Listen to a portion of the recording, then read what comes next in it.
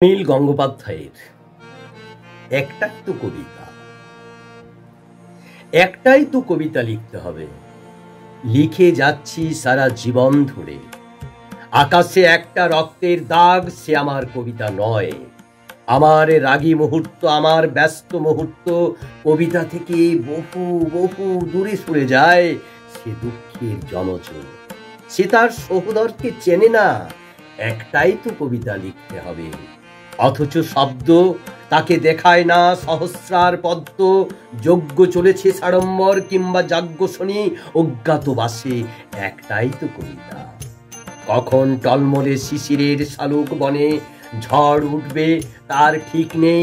দরজার পাশে মাঝে মাঝে কে যেন এসে দাঁড়ায়, মুখ দেখায় না। ভালোবাসার পাশে শুয়ে থাকে হিংস্র একটা নেকড়ে।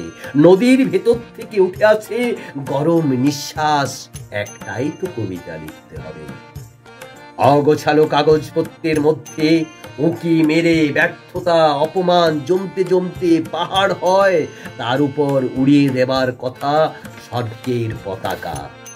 সজারুর মতন কাটা ফুলিয়ে চলাফেরা করতে হয় মানুষের মধ্যে। রাত্রে সিগারেট ধরিয়ে মনে হয় এক ভুল মানুষের জীবন।